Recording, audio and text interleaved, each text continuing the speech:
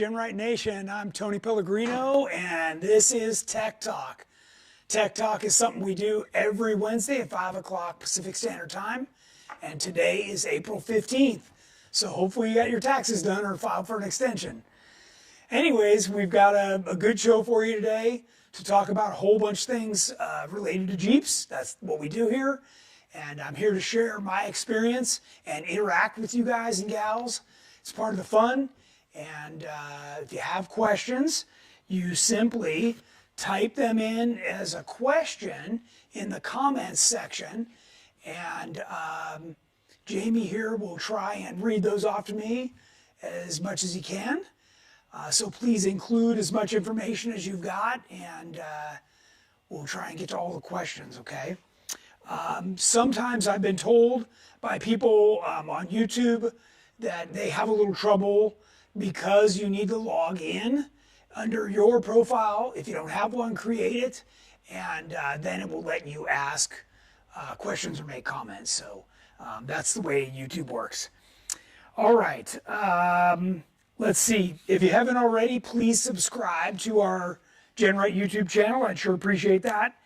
That way you'll be sure to be able to go back and watch all this and you'll get notifications.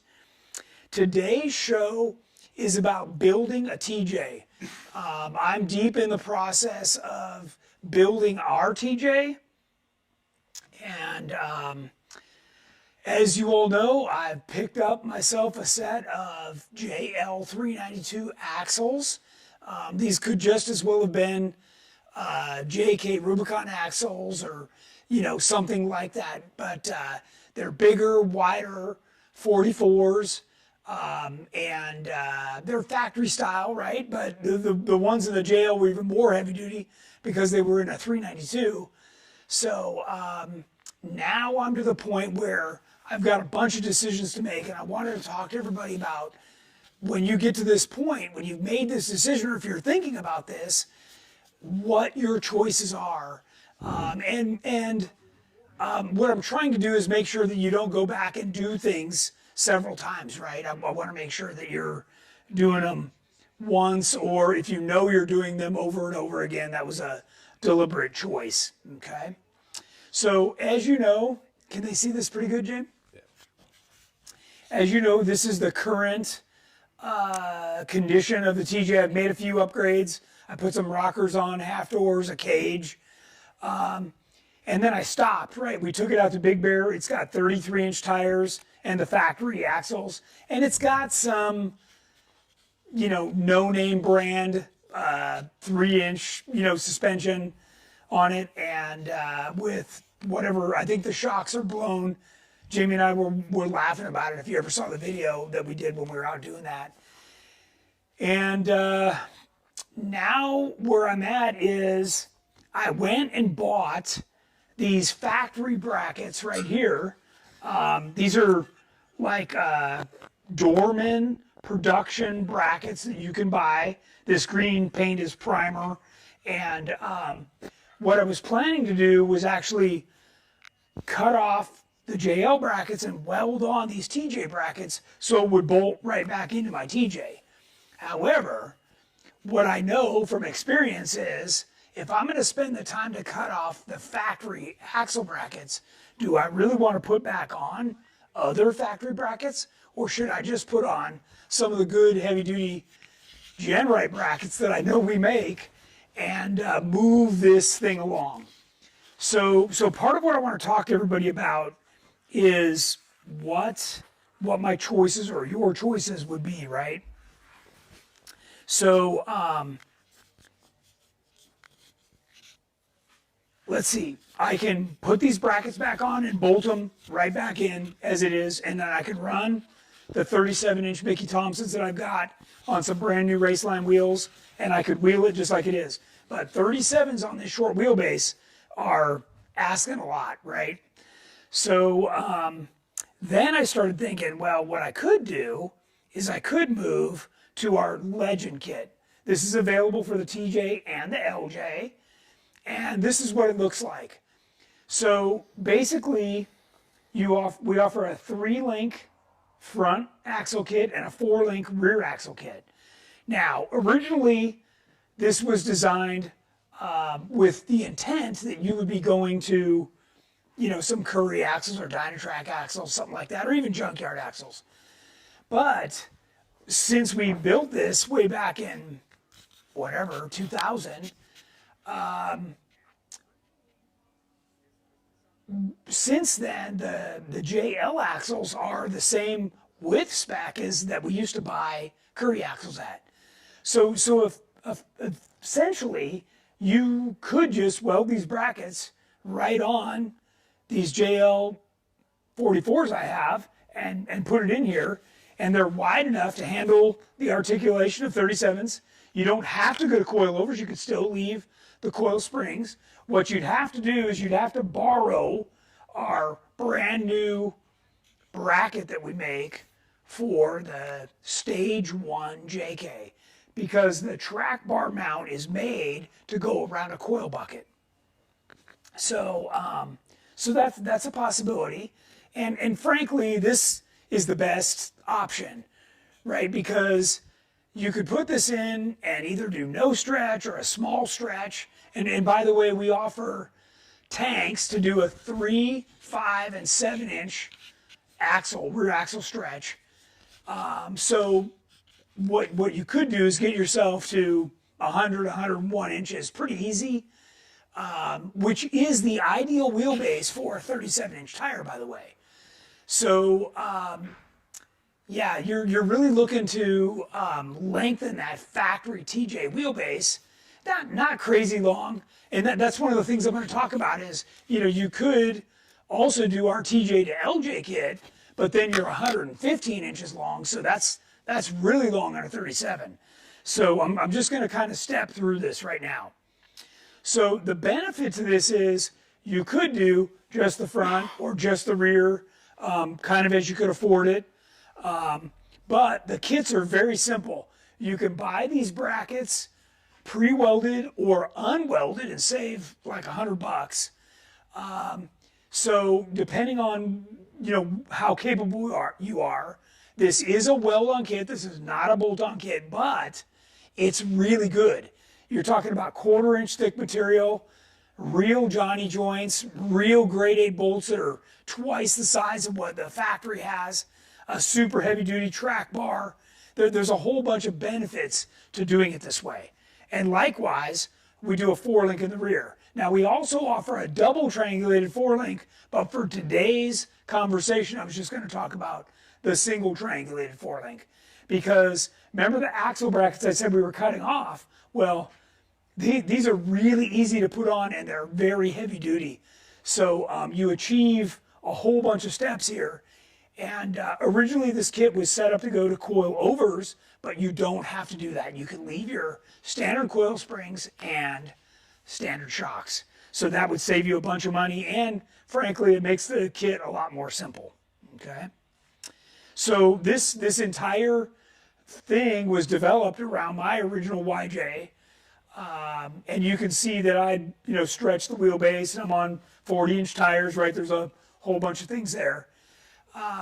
But, when you go to the TJ to LJ kit, then you're either having to lengthen the cage or change the cage. So I think for this initial talk, it's best to stay within the range of what we were talking about. But if you do decide to go to our TJ to LJ, what we do is we cut the frame, cut the body, and then we give you a whole new back section, including a whole new cargo area. But again, this is, one of those steps that, you really need to be on 40-inch tires and bigger axles. So if you're thinking about this option, this is quite a bit bigger jump to go this route. We do fish plate both sides of the frame, and where it's welded together, it's very strong. We've sold a lot of these kits. Many people have even raced with this kit, and holds up just fine. So, any questions, Jane, before I, get too far? Some off topic. Okay. I have a 2026 392 Moab. What would you modify first? So, it depends on, what you want to do with it, right? But what I would do is I'd get some bumpers for it because then you could put a winch on the front. I'd get some of our fenders because then you can go with a bigger tire and without having to lift it anymore. So you could go right up to a 37, and then the next thing I'd get is some rocker guards because now that you've got more, better approach angle, better departure angle, and bigger tires, you're going to want to go, wheeling, so you're going to need some rocker guards. So those would be my first few steps on that vehicle. That's going to be a lot of fun. Troy Merritt asking, so you're thinking of skipping straight to coilovers? Question mark. No, as many of you know, I really enjoyed the Jeep in this stage. So what I was looking to do was modify it a little bit beyond this and still wheel it, right? I want to stay on 37s right now. Our original Legend stretch kit was very, very popular. So we still sell quite a few of them. And it's quite affordable. If we go, hang on here, if we go over to our website and we look at the Legend stuff, let's, can they see the screen pretty good, Jim? What I wanted to show everybody was some of the pricing on this stuff because it's actually pretty affordable. Doesn't look like I'm seeing everything, but here's a 3-link kit. So this whole 3-link kit, ends up about $1,500, and that comes with a brand new 1/4-inch thick track bar, all the mounts, real Johnny joints, and the suspension mounts that are pre-welded. So, and then all the axle brackets. I mean, so granted, you're going to be into this for double, right? Because you got to buy the rear too. But now you've got something where you could lengthen the wheelbase. You're really going to be able to take advantage. Like, let's hang on. I can click on this. Sorry, James. I could have had a bigger picture for you.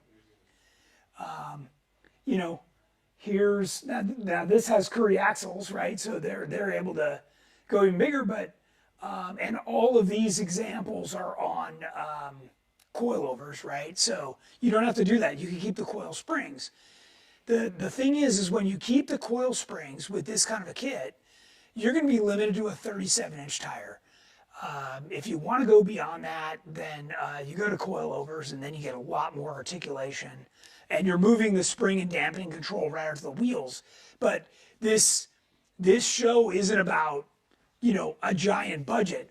What I'm trying to do is show you that you can affordably do this stuff. Let me look at.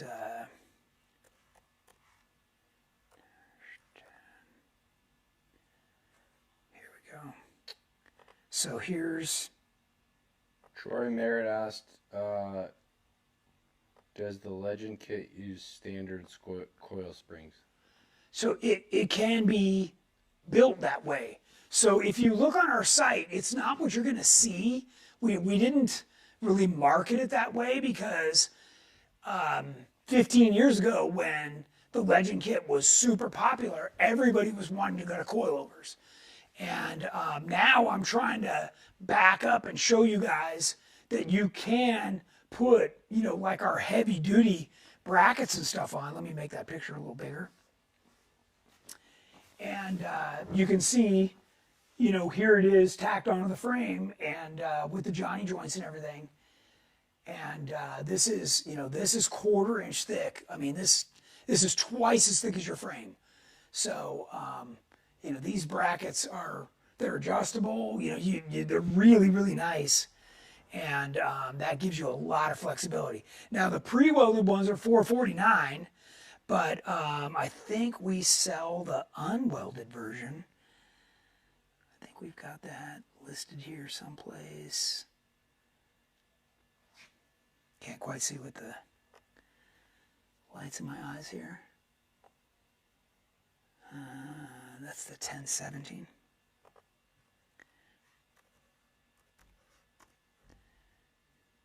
No, sorry. There we go. So you can go over to our website and look at this. There's the 4-link rear and the 3-link front. They're $149 each for the DIY builder's kit. So that's how inexpensively you can get into this. And that comes with step-by-step instructions on, how you put it together and everything. Now, obviously you saw, for a few $100 more, you can get the pre-welded version of that, but it just depends on how handy you are and how much time you have. So, more questions, James?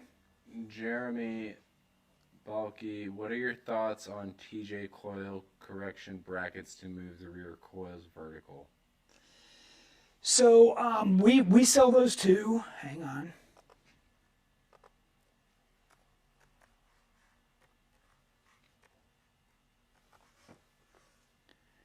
Right here. And this has been a popular product. So, and these are very heavy duty brackets compared to what the stock was. And it allows you to shift these on the frame, which is pretty handy, versus you can see how the coil bucket's turned, right? Now you can flatten them out. That's what he's asking about. And we sell this kit. You simply just cut off what's there and then you put on our kit. And you can slide it back and forth a little bit, depending on, how much lift you have, right? And that kit's $149. So that's pretty affordable as well. Okay. Crawlin TJ50 says, for the American Iron Off-Road ball joint deletes, I've heard a recommendation to weld the cups to the inner C. Your thoughts? If it matters, they're going into a JK. Okay, so I don't even know if they're available in a welded version for the JK. What I offer, and this is exclusive to GenRight. I just talked to the guys out at American Iron yesterday. So these are the ones for a 1-ton Ford style axle, and this is what I run on Terremoto, on JB runs on Growler, Jeff runs on Banshee. We put them on everything we do here once the knuckle ball joints go out. And these are a welded version, and this is super high quality. And you can see it's more expensive than a standard ball joint, but you do weld in the cup. And part of the reason I like that is Jamie and I have been out at Johnson Valley, and we've actually had the casting break right here. And when you weld in a steel machined surface, that increases the strength tenfold. So I'm really a fan of, those are TIG welded in special conditions. You have to be an experienced welder to weld steel to cast. It requires a special rod and special heating, but when it's done right, it's very, very strong. So this has been a great upgrade. So even though you may not be able to do the weld-in version on what you're asking about, maybe I'm wrong, but the press-in version is still better. They're still rebuildable. They're still a very high quality material. So I absolutely recommend the American Iron ball joint deletes. Yep. Are you still going on that, or are you ready for the next one? I'm ready for the next one. Lawrence LJ, 2016 JK View Rubicon. What's the best way to get 37s under it? Will it be a total dog without lower gears? So yes, yes, and yes, right? And it's funny because I was just talking to another guy about this for his Jeep because he wanted to go to bigger tires. You really need to re-gear. I'm not sure what part of the country you live in. Here, there's a local place called Hooper's, and they do a great job at re-gears. You just buy yourself the gear ratio you want from Yukon. You can buy it as a package with the bearings and everything, and you take it there and have them installed, and it's usually pretty reasonable. By the way, if you're not familiar, because I know this is the next question, go to Company, drop down to Tech Talk with Tony, and if you scroll down here, you're going to get to, by the way, you can ask me a question and I'll answer it offline. You want to scroll down here to free downloads, and you want to click on that guy. And this one, these are PDFs, and this doesn't have any viruses or anything. It's safe to download, and you can print it out or keep it on your computer. But this tells you all the gear ratios. So what size tire you want and what size gear ratio you should have to keep it in the sweet spot. And that is really the best thing to do. Now, particularly on a JK, right? You asked me about a 2016 JK that had a 6-speed transmission.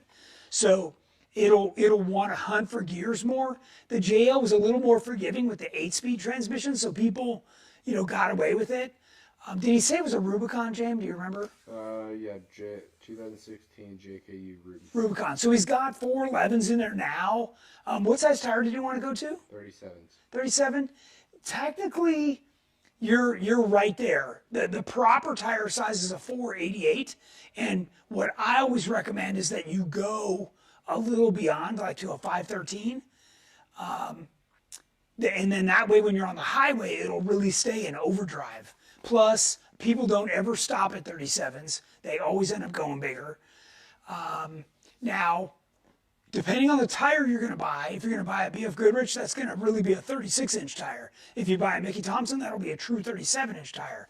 So depending on the brand you buy, you may be buying a 37, but you don't actually get 37. So that just puts you even closer to the 411 you already have working. So that's all I'm saying. And hopefully I'm not going too fast. What else you got, James? Javier Oliveras, LJ. Okay. Why does the OG Legend rear cross member come in one part and new gen version comes separately right and left? What changed and is one better than the other? So I think what he's talking about, let me go back here to suspension.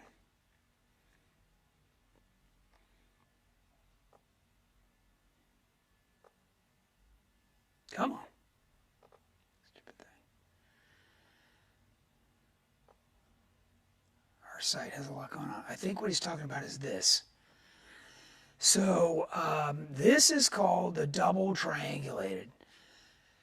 And what you saw before was 2 mounts over on the sides of the frame. Now you have the uppers on the side of the frame, but the lowers are in the middle. And this provides a double triangulation. And I think, where's my next picture? Oh, didn't we have more? Hey, come on. So basically, I think he's asking, like, what's the difference? There you go. That's what it's going to look like. Well, so here's the thing.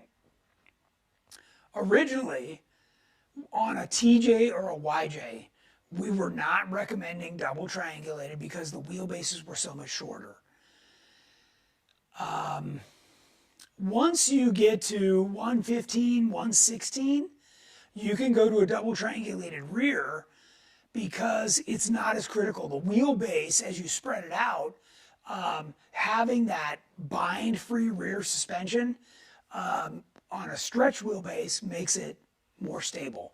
You put this on a shorter, 95 or 100-inch wheelbase, and it's going to be a little bit squirrely on the street because there's no resistance whatsoever.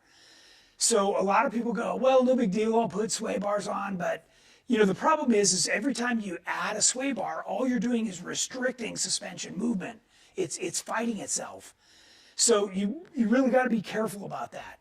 That's why we offered the single triangulated, and what that does is it's not quite as free floating. It doesn't have any bind in it, but it does have a little bit of resistance, and that makes it a lot more stable on the street. So he's got an LJ, the person that asked the question. If you're going to keep it stock, remember your stock, you're only 103, and if you stretch it, it's probably 102 or sorry, if you lift it, it's probably only 102 because the arms come down and it actually gets shorter. Unless you're stretching it, right? And on an LJ, it's really easy to get a 5-inch stretch because you just knock out that fake cross member that's underneath there, move the gas tank back, move everything back 5 inches, easy, okay? So you've got options on an LJ. And then of course, you can go to something more extreme like our tracer, and that takes you out to 115. So, and by all means, then you can, run whatever you want. So just like I do on Terramoto, that's a double triangulated on there as well. What other questions have you got? GM modified. Speaking of the weld, like someone order the Curry axles from you with those already welded on. I think they're referring to the ball joint delete. Probably, yeah. Already welded on. Yeah. So they're asking if that's a thing. You can get that, yes. In fact, often people buy Curry axles from us. They get all the brackets welded on. They get the steering done. They can do the ball joint deletes. Some people do RCV axles. They do upgraded brakes. All of those things are possible to get from us. Obviously, there's an upcharge for that to run it through the shop, but all possible. And the reason we do that is that's what we call the heavy lifting, right? That's moving axles around. We have special stands for that, and forklifts and other things. We try and help you guys with that stuff because when you go to build it in your garage, it's a lot easier, and you're not as likely to make a mistake. When it goes to sticking a bracket on the frame, like we were talking about before, right? Where there's something like this. Why is this not cooperating? Here. So, you put the bracket on the frame and, you get it within 1/8 of an inch and you've got adjustable control arms and everything. So it's not a big deal. So what I'm saying is there's a lot of flexibility. When you start messing up stuff on the axle, that gets a little bit more critical. And people, have already spent a lot of money for aftermarket axles. They want to make sure all that stuff's done right. And I've got guys here that do that all day long. So it's they're very good at it, and it's a great upgrade. If you're going to spend some money, that's the place to spend it. What else you got, Jim? Are you Joe wearing Alice, how important is it to keep the track bar and the drag link parallel to the axle in an LJ Legend kit on 40s? Very, very. If you don't, what's going to happen is you get bump steer. Let me see here. Let's go over to steering. And as you can see, I'm literally just going through stuff on our website, which is the same tool you guys have. And I'm looking for the kit that we sell right here. I think this is it. So this particular one happens to be, let's go back. Let's try this one. Okay. Click one more time. Okay. So what the person's asking is about keeping these parallel, and more importantly, they need to be exactly the same length. What that does is it prevents bump steer, and that keeps you from chasing the wheel every time you hit a bump. By the way, you probably already chase the wheel and you don't even realize it. But on something like this, you can literally just let go of the wheel and it'll go straight through the bumps. And all of these little things make it a lot easier to drive, and it's less wear and tear on you at the end of the day. Now, look, if you're, a rodeo bronc rider, woohoo, get out there and, chase the wheel. You're going to have a good time. Slap the side of the door. But if you want something that drives a little smoother on the street, as well as good in the dirt, then, setting it up properly like this is the way to go. What else you got, Jim? When will we see the frame chop front bumper for JL from Alfie? Gotcha. Okay, so as you all know, let me go back to this, and I'll blip through some of this stuff because I did have an update for you. So this is the one we made for the JK. By the way, it's very similar to what would fit on a JL. So it doesn't take us much in the way it changes to be able to offer this. And I took this picture in particular because I wanted to show everybody that it is possible to run the smaller style winch with the removable control box and not trim the grill. I don't believe in this, okay?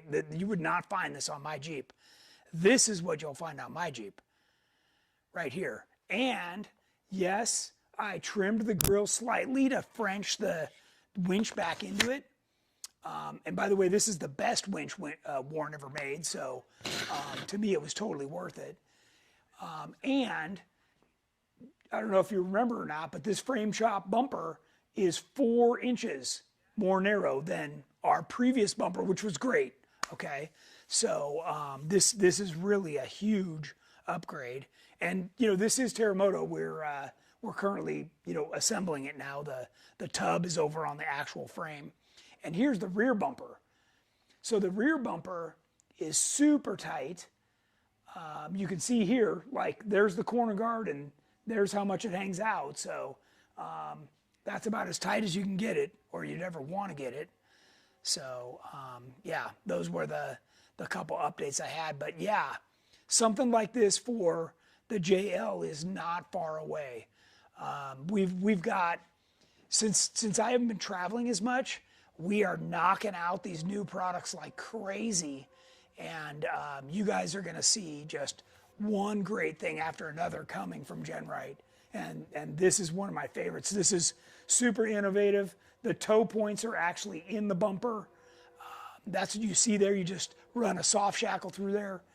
And it's just super high clearance. And same on that rear bumper, super high clearance. So I took off 4 inches off the front and 4 inches off the rear. So the approach and departure angle are phenomenal now. What else you got, James? Alan Knight, is there a Jeep meet this week? There is. This Friday is Jeep Night here in Simi Valley. And I know, several of our guys will be over there for that. So if you could make it out for that, that'd be cool. Come say hi. We're starting to get to where weather is really nice. And, that's one of those things where more people come out when the weather's nice. So let's see, what else did I have here? Our featured product, by the way, our production run of these Dovetail JK corners is now here and done and available. So, and I meant to tell you, these bumpers are in stock and shipping every day. So, all this stuff I'm talking about is available right now. Okay. And then I did mean to mention that we had one more swing down tire carrier left. So for anybody who was previously asking about those, we sold the whole batch except for one. So get it while the getting's good. So yeah. And then my tech tip for today is stay hydrated and bring a first aid kit. Those are things that people commonly overlook. You get so focused on driving the trail that, and I'm not talking about beer, I'm talking about water, okay, or maybe Gatorade, something with some electrolytes in it. You just really want to stay hydrated, and you're burning a lot of calories, and a lot of your attention and brain power is going to keeping that thing on the rubber. So definitely keep that as your tech top today. Next is events. So, Jamie's got another question. I have the bolt-in 5-lug Curry 60 in my 97 TJ with the tilted diff. Can I install your triangulated 4-link on it? Yeah, you definitely can. The tilted diffs, the advantage to that was that you have more up travel, right? Because what it does is it moves the upper link mounts back out of the way. So as you compress the suspension, they're not getting into the bottom of the the radiator or the gas tank or whatever. Like everything's out of the way. So that's one of the reasons we really favor the Curry axles, is because of that rolled diff cover, and it really allows for more up travel. So obviously, you can choose whatever you want. You're just, it's a compromise, right? So. You had mentioned weeks ago that the frame chop bumper might not be legal in all states. Why is that? It just depends on what your local laws and regulations are in your area. Some places require more coverage for the bumper, and you just have to look up what your local laws are. Now, fact is, most police officers are former military, and military people love Jeeps. So, unless you're being a jackwad, you're probably not going to get hassled. And, just don't be that guy, and you're probably fine. So.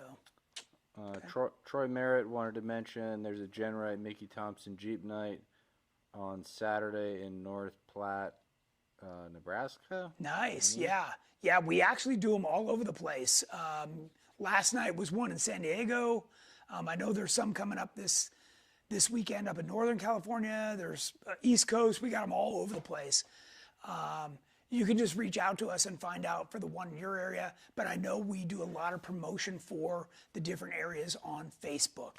So if you just go to the GenRight site, I know we share a lot of those events, and you can find one in your area, or just call in and talk to one of my sales guys, and they can get you pointed in the right direction. And then Brad Loker, how much will the King 2-inch coilover springs shocks settle in because it sits way too high above my desired ride height, 150 over 200 on a CJ? Here's what I recommend. Something's probably not right. So can you send me a picture? What I'm particularly interested in is where this is, how much shock shaft is showing, and where those secondary nuts are, and where the upper, how much preload you have on that upper ring. Okay, if you send me a picture, in 30 seconds I can tell you how to fix it. Okay, but typically the springs would only settle maybe a half an inch. That's it for now. Yeah, and by the way, back over to our website. Again, if you go to company and to Tony at Tech Talk, and then scroll down like I showed you before, and you come here to free downloads, this one, that form right there, I'll click on it, that is exactly what I just asked that gentleman. So you can fill out this form and send this to me by email or whatever, and I can look at this and then reply to you in writing with what you need to do. So everything I'm telling you is super easy, and we're happy to help you. Okay. What else you got, James? That is it right now. Okay. So let's talk about events. We just did this. Okay. So here's this Friday's Jeep night. I'm going to go out to the Overland Expo in Flagstaff. So if you're out that way, I might see you out there. And then there's also, that's the third weekend in May. So there'll be another Jeep night. Then this is what I wanted to get to, HDR. Do we still have, we don't have anything on HDR in here, Jim? Negative. Okay. So HDR is one of our favorite events of the entire year. It's right here, just outside of the greater Los Angeles area in Barstow. And it's very easy to get to. There's places to eat, there's places to stay, or you can camp. It's a family-oriented event. There's trail rides, there's easy trail rides, there's night rides, there's difficult trail rides. There's Jeep games, so you can come and ride your Jeep on a teeter-totter. You can go around what the Jeep game we do called the wet lap, where you hold a bowl of water and see if you can make it around the course with water. There's other ones with a potato and a stick and all kinds of fun stuff, including an articulation ramp. Out at this event, a raffle, like a good campfire each night. It's really a great event to come out to, whether you can come for a day or the whole time. The dates are right here, May 22nd through 25th. So please join us. This is a cow four-wheel event, and this is a fundraiser for them. And they are one of the organizations that helps keep our trails open. So no matter what, I urge you to support any of those, whether it's Corva or Blue Ribbon or whatever, cow four-wheel. Support these organizations because they're the ones that are really fighting for us. So very, very important that everybody does that. And there's more. This is a screenshot off of our page on the website. And actually, I can go back over there. Yeah, there's more now. So let's go back up here, close. And, oh, I closed everything, sorry. But if I go back over to the website here, you can find the runs and events, again, under company. You just scroll down. I guess it's way down. It's there. I didn't realize we had so much stuff under company. It's even on the homepage if you just scroll down. Maybe we need to shorten that list up. Okay, so here's our list of events, and it's more current. It drops them off as you go. So there's High Desert Roundup, and then we've got Big Bear Trip, Jeep Jamboree USA and Big Bear, our Summer Bash. This is our big one that we do, our big Jeep night here in Simi on June 19th. Then Jeep Jamboree on the Rubicon. Then another Jeep night. Then Big Bear Forest Fest. Jeepers Jamboree on the Rubicon. Another overlanding trip. Smoky Mountain Jeep Invasion. Black Hills Experience. That's the one Troy leads in South Dakota. And then we're going to be back at Trail Hero. And then, of course, our turkey run. That's a great one. If you think you're up for it, come to that. And then, of course, we have our Christmas crawl. So all of these things are on our website. Oh, James got another question.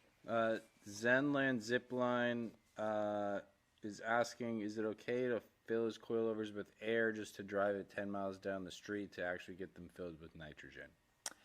Yeah, it's better than nothing at all. Okay, so what happens is if you drive them with nothing at all, oil can get past the piston and that's in the reservoir. You really don't want that.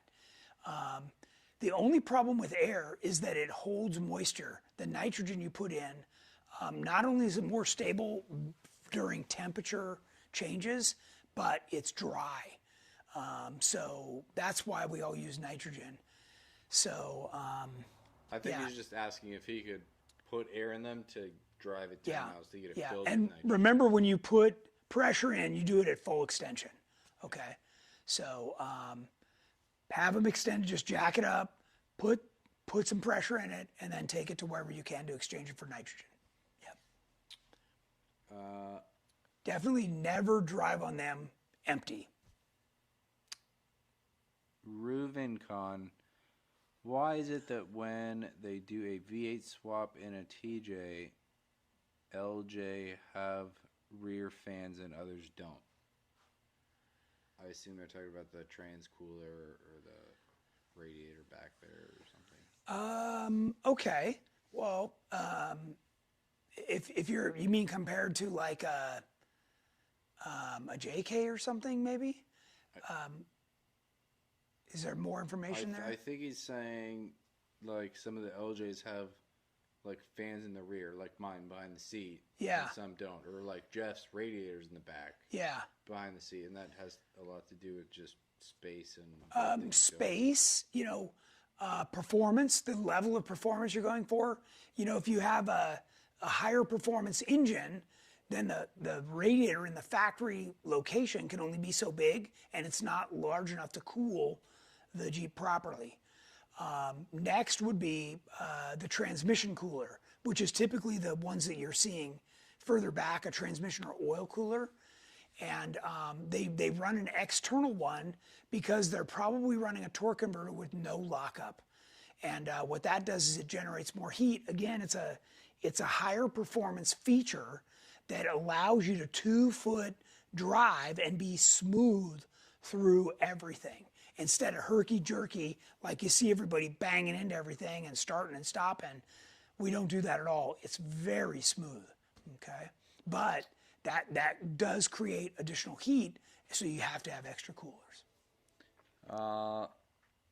Michael Campbell, what fuel tank would you recommend for a 2000 TJ 3.5-inch lift currently, but looking to eventually do a TJ to LJ and tracer suspension?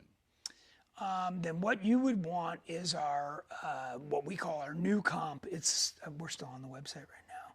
So if you go to products, or you can go by search by vehicle. I don't usually do that way because I know where I want to go. Just go over to TJ. You guys can see it here on the screen. And then we're going to scroll down here and go to gas tanks right there. And then you can see here. So this particular one is meant for the tracer, okay? So what you're going to want is that one over there. That comp is going to give you the most gas with the most stretch, okay? So remember before I told you, we offer an EXT, which was a 3-inch stretch. Then we offer the comp, which is a 5-inch stretch, and then we offer the Alien, which is a 7-inch stretch. So, but each one of those have different capacity, and this comp right here is the best of both worlds. You get 3 more gallons than stock, but you get the ability to stretch it 5 to 7 inches. So that's going to be his best option. Okay. Joe, Alice, what is the best kit to fill shocks? To fill shocks, there's several. I would check out the one from Power Tank.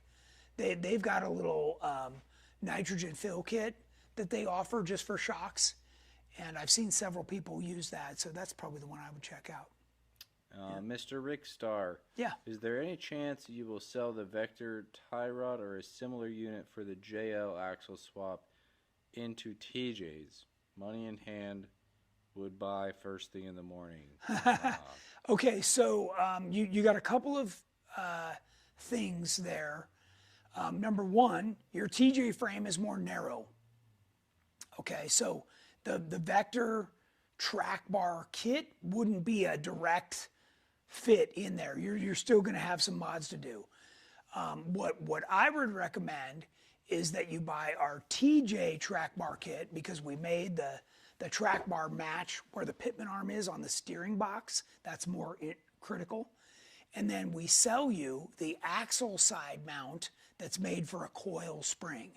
And that would give you what you need. You're still going to have to finagle that for the width of a JL axle, but it's going to get you a lot closer and be a lot easier. And I think if we just type in track here,